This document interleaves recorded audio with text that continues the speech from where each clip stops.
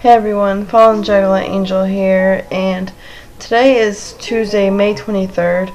This video was supposed to come up yesterday, the 22nd of May, and I didn't get it in time. I apologize. Anyways, I wanted to talk to you guys about my experience with the Joplin tornado. May 22nd of this year was the 6-year anniversary, and so I kind of found it time to tell you guys my experience, how I felt, and then kind of how I've been feeling lately. And I just kind of wanted to share that with you and try to get some of it off my chest.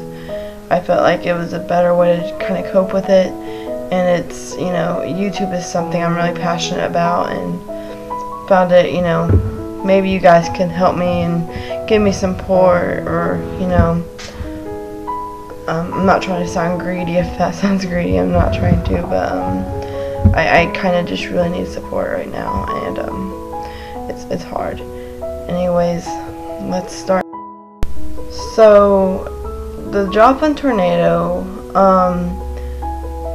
the date was May 22nd, 2011. I was 13 at the time. And I remember me and my grandma wanted to go to Walmart, asked me if I wanted to go, and I had said no, I did not feel like it, you know. My cat at the time, Joe, was acting really strange. He would not eat. I didn't know why he wouldn't eat. So, you know, and I just didn't feel like going. I didn't like Walmart either, so it's another reason. So my grandma got in the car, decided to go, and she kind of just sat there and pulled back in, decided not to go. Anyways, I'm like, okay, how about we watch a movie, Grandma? So me and my grandma were watching a movie, and that's when we heard the sirens. I wasn't too worried about it at first, but then I realized today is Sunday, not Monday. Mondays they test, and I just realized, I'm like, oh my gosh, and I started freaking, I started shaking. It's scary because that whole day was really sunny and beautiful, and it's just like you realize this isn't no test, and it's like your body just, I don't even know how to describe it, it just tenses up, and it just feels like you're not even real anymore. It's like you're not in a real world, you're so scared. Anyways, my grandma told me to turn on to a news channel, so I did. And at that time, the news lady was saying, well, not really saying, but she was screaming, if you live in Joplin, take shelter now. I repeat, take shelter now. And I remember me and Grandma had to go in the bathtub because we didn't have a basement or anything at that time. And, oh my gosh. I'm kind of breathing heavily right now, I'm sorry. It's kind of hard for me to talk about it. I remember also, the last thing I remember the news lady saying, well, we have to get off here, we have to take shelter now, you know, whatever. So at this point, me and Grandma were getting everything packed up and started to go into the bathtub, put things on top of us, and face what was going to come towards us. When we got into the bathtub, my grandma, I don't remember if my grandma or my mom called, but, you know, one of us called. My mom didn't know what was going on. I mean, she lived in Joplin, but not in the part of Joplin where got hit or anything. She knew something was wrong because she'd said that there was a huge piece of wood, about like, I mean, pretty thick, heavy. I mean, it'd take a lot of wind to bring it up. But it flew, and she knew something was wrong. She called us, and my grandma explained, you know, we're on a tornado warning, and they told us to get in shelter, you know, just kind of telling my mom what's going on. And I'm still, at this point, I am freaking out, panicking. I'm still crying. Like, it's... Anyways, it got really, really bad. And the electricity started going off and on, you know, kind of flickering a little bit. And the last thing my grandma said before everything just went out was, and my mom's name is Elizabeth, but we call her Beth, But the last thing my grandma said to my mom was, "Oh God, Beth, this is terrible." And then the phone just went dead. I was panicked. At that time, I was worried. My focus was on my family, but also on me. Like, at that time, though, it really was, it was on me too, but I was more worried about them than me. I started calling my mom. Like, I knew I couldn't get a hold of her, but you're panicked and you're so worried and everything. I just started dialing, and I'm like, it's hard to feel, because you're there just trying to get a hold of your mom, and you don't know if she's alive or if your sister and brother are alive. And I'm sorry I'm getting emotional, but just those thoughts that they might be gone, it's terrible. It's a horrifying thought. And then just the thought of what's gonna happen to me, what's gonna happen to Grandma, I don't know.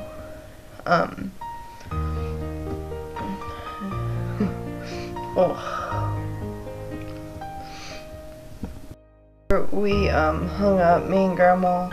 Grandma, I know, was trying to calm me down, and there was no way I'm calming down. I had to start getting worse. It got to the point, and then it got really bad. We heard, I heard just, glass breaking and the roots from trees, like huge trees just ripping out of the ground. There were so many sounds, I can't even explain all of them. They were, sounds are sounds, but these sounds were terrifying. And I don't even know how to explain them. Like, there's something that, like, a horror movie would come true. If that makes sense for those who watch horror movies.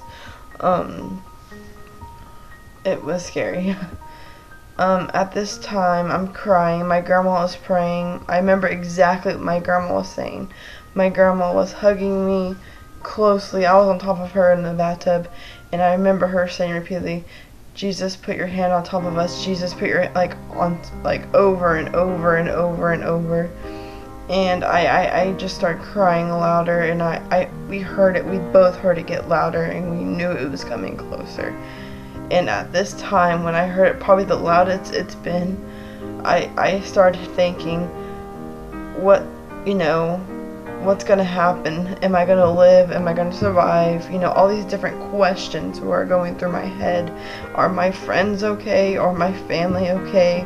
Where's my mom? It's just like these questions just all of a sudden pop out of nowhere.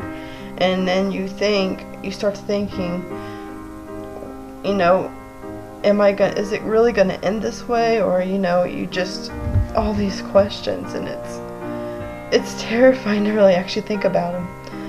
But I don't even know how to explain it, guys. I don't know how to explain any of this. I'm trying my best, but it's so traumatic.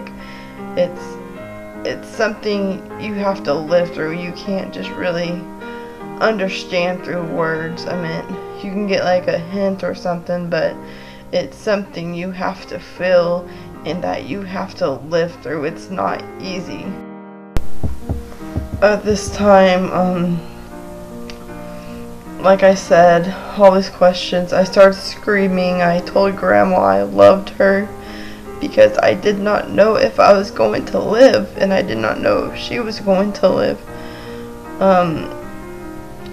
We stayed there. We stayed in the bathtub for probably about, I'm guessing around 2 hours, terrified, and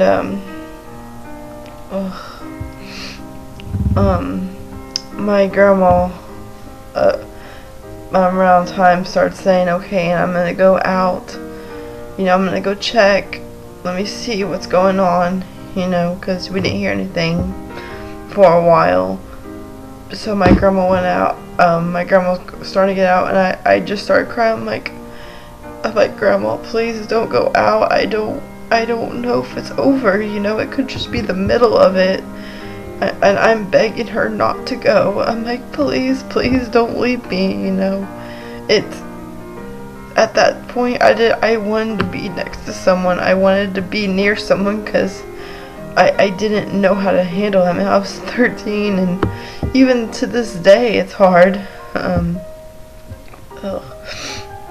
But Grandma went out, and there was a lot of damage.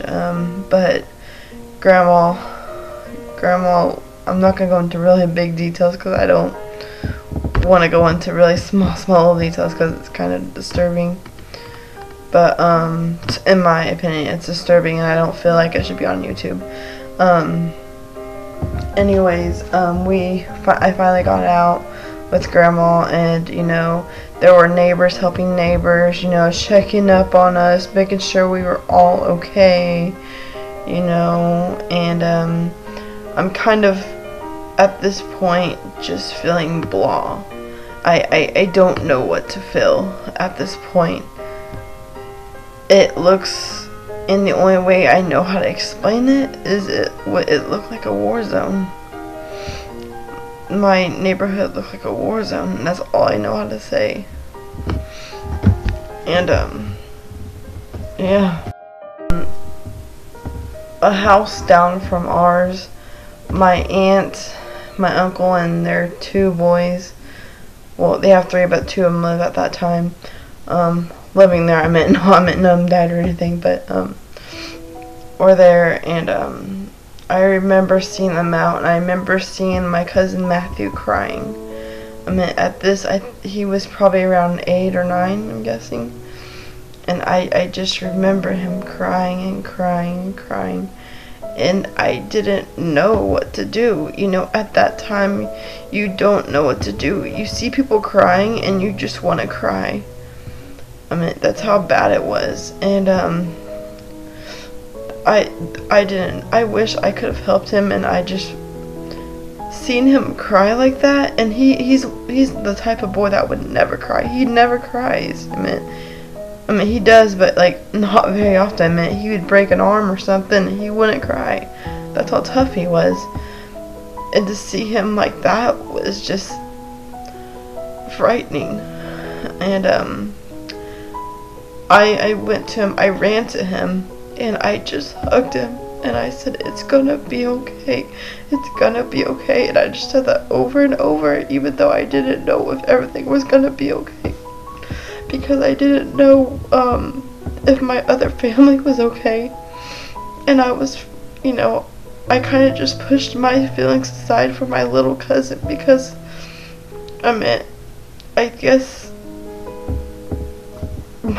like the older part of me, the more mature, you know, the part that wants to take care of people, just kind of kicked in. And so I kind of, you know, just hugged him. And then after he kind of stopped crying and kind of got, you know, kind of calmed down a little bit, he was alright. But I went back to my grandma, and we looked around, and oh my gosh. Me and my grandma, we saw a lot of debris and everything, like just so much. We came to what our backyard was, and there was a ripped picture, and you know, it didn't really dawn on me until I saw that picture and picked it up, and I saw this little baby, and you know, just a family, you know, but it was ripped. And it hits me, I wonder if these people in the photo that I'm holding in my hand, I wonder if they're okay. And that's where it dawns to me what's going on in other places in Joplin, what's going on. You know, I'm not really feeling sorry for myself, but I'm scared for other people because of how big and how bad it was. There had to be deaths, and I know there was. I mean, the whole, just the whole area. It just, I don't know how to explain it, but there's no words to explain the just, I don't know how to explain. I'm sorry, guys.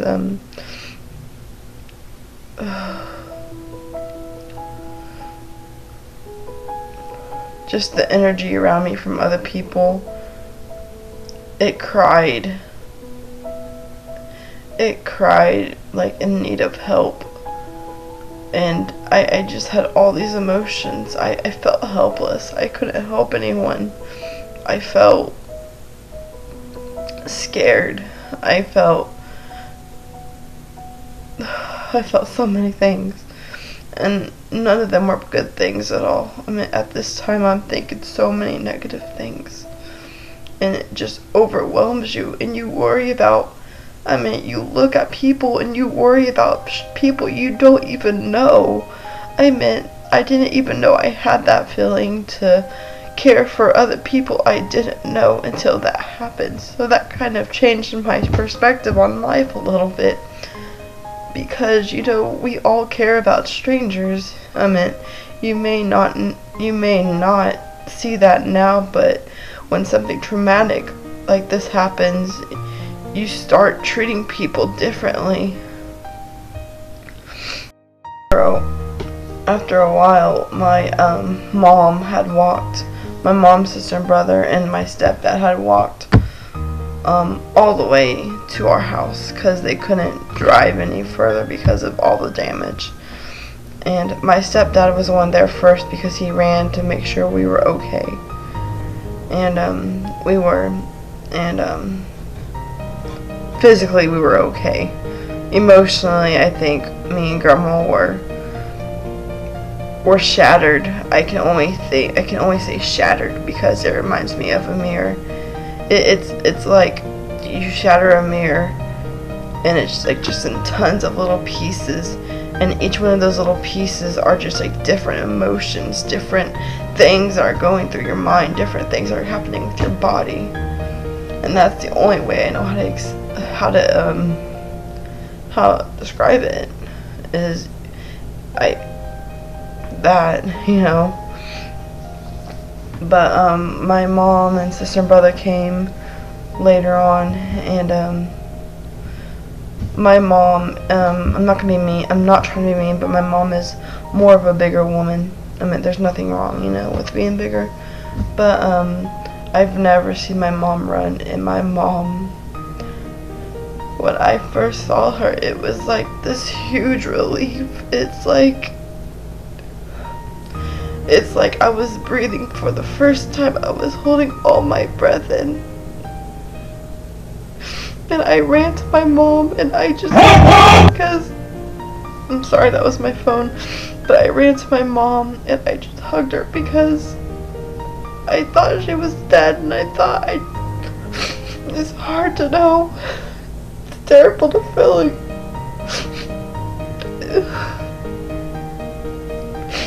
That's when I kind of realized, you know, how important life and how precious people are in your life. Even when you do have fights with them, you don't realize how precious they are. And knowing that they were all right after what seemed like an eternity, it was just such a relief. It was just like I couldn't breathe, but now I could breathe. Like I was relieved.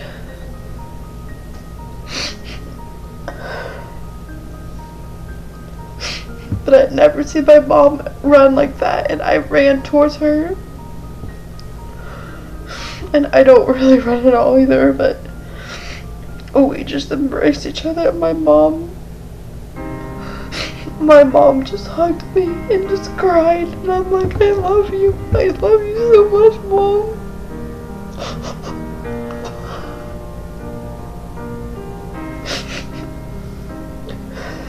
And when my sister and brother showed up, I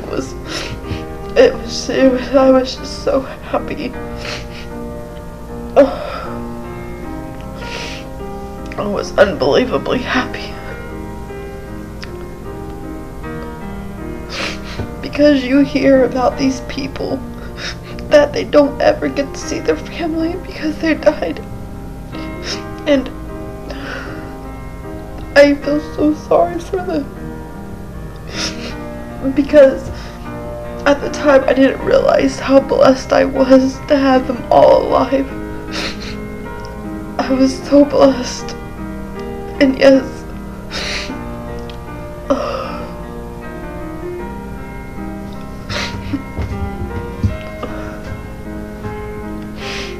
that's one memory I will never forget, because I will always love my mom's hugs, and I will always love my family's hugs, you know. I love them so much.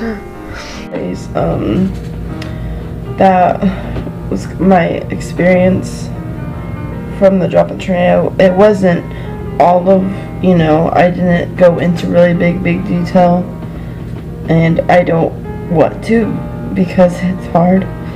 And I don't, like I said, I don't think it'd be appropriate right now.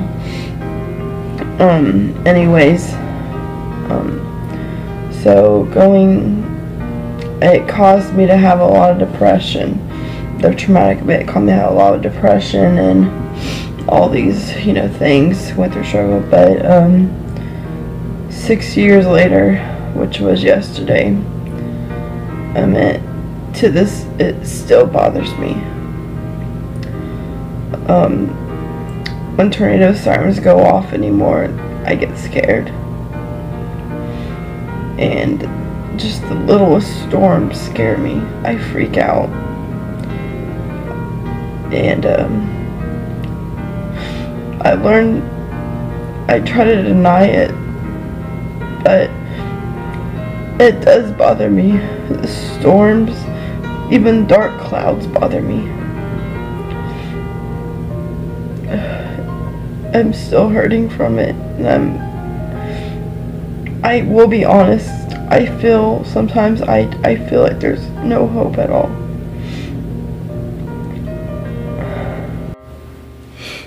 When I start to feel like there is no hope, I try to turn things around, and maybe in me, it's really hard for me to do that, turn something negative into a positive. And you know, one thing I like to think of is people back then didn't take all these sirens and everything so serious. They didn't. And Joplin was one of the cities that did not take them serious at all. But I think this traumatic event helped us see that things are serious and that we need to be serious. And I think it really did help us. And nowadays we're all serious when it comes to the things of this one event. One thing I liked is to see so many people care, and it's amazing. It's astonishing, like I said, and just to see us come together and just not become just a city, but become a community, and not only that, become a family, a huge family who just looks out for each other. It's amazing to see that. It really helps you see what the good in people, you know, the good, it really does. Like I said, I try to think of the positives, but it's not always not that easy. But there is no easy way. There never was. Days after the tornado happened or whatever, I lost some friends.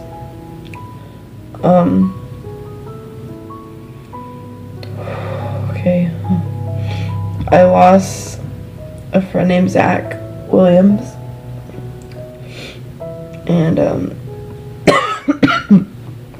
excuse me, he went to church with me, and, he was an amazing boy. my cousin Matthew had a friend named Zach something. I don't remember his last name. Starts with an A. But I've met him if you haven't, and he was such a good kid. And when I heard that he died, it was just devastating. And one of the middle school secretary people that I was really close to, when I found out she died, it broke my heart, and I didn't know how I was gonna make it go back, how I was gonna do going back to school without her. And it was different, and I had struggled when I went back to school. It was hard, but I had all these people that helped me. And I will be honest, a lot of the times I didn't want the help. I pushed people away. I did. I was in such a depression, I wouldn't let anyone help me. At that time, I'd rather just be depressed and not get help. And that wasn't healthy at all. When I look back, you know,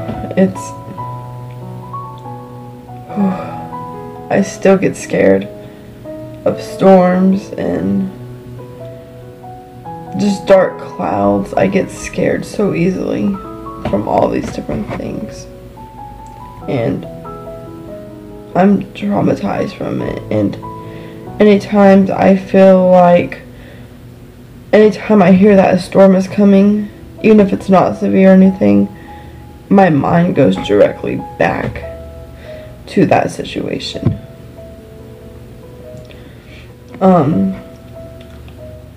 It doesn't really bother me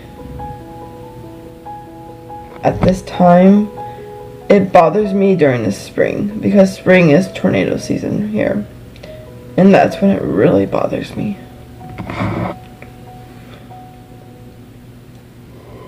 Excuse me.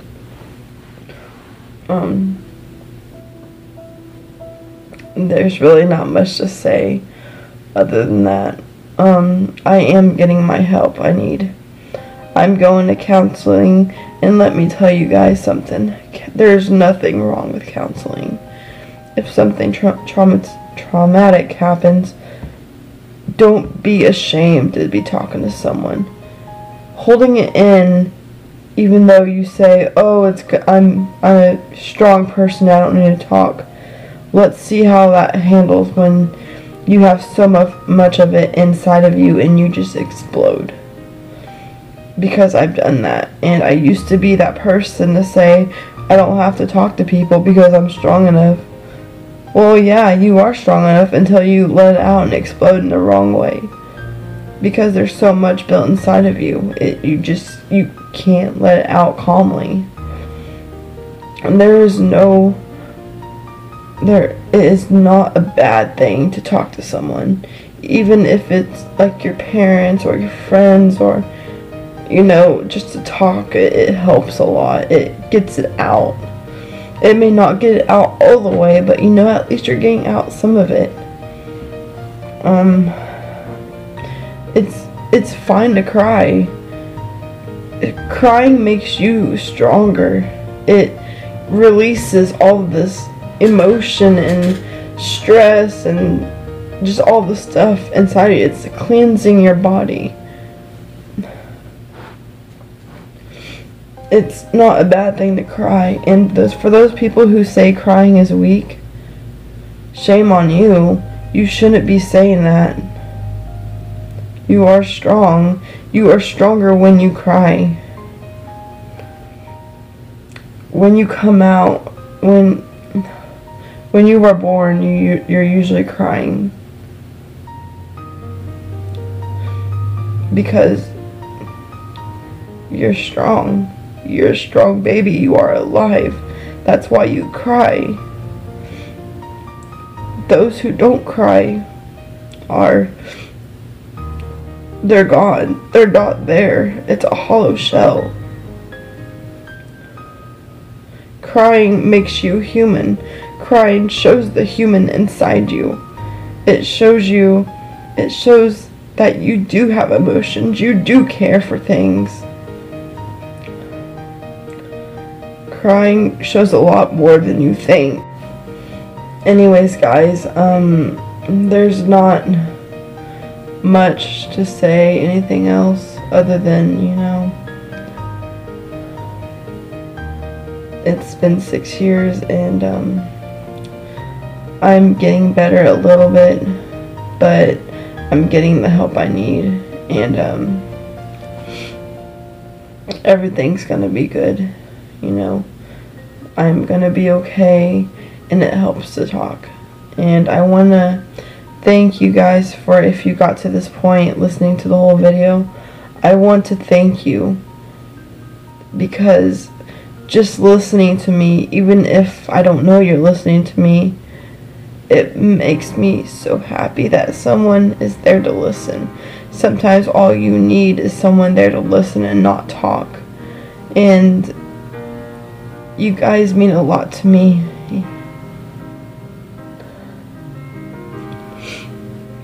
You guys do. You guys are the best. I don't know what to say. My boyfriend Brian, we just started dating around 2016.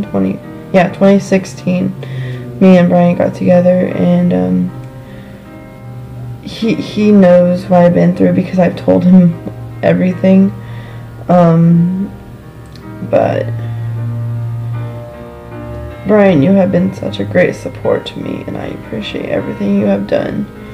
I mean, I know you say you can't imagine what happened and what I went through, but I appreciate you trying to feel what I feel, and it means a lot.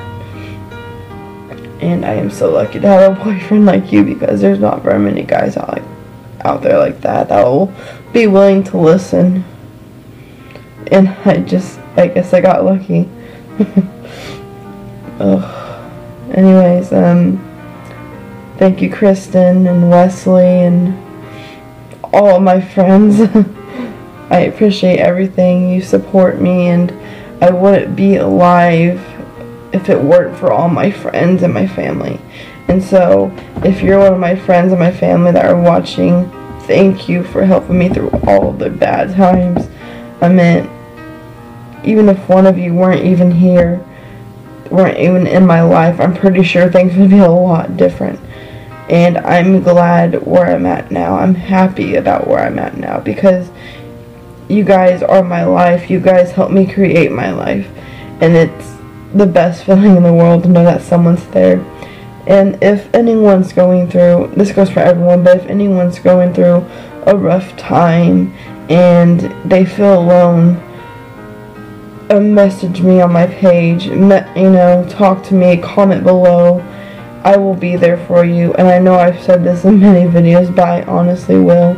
And I've been through so much, guys. I mean, probably more than you know about me. I mean, there are people out there worse than I am. There are. But, I am still willing to listen. And if you guys ever need someone, I am here. And I hope you guys know that. I love you guys. I love every one of you. I think I'm just going to end the video there. And I hope you guys have a beautiful, beautiful day.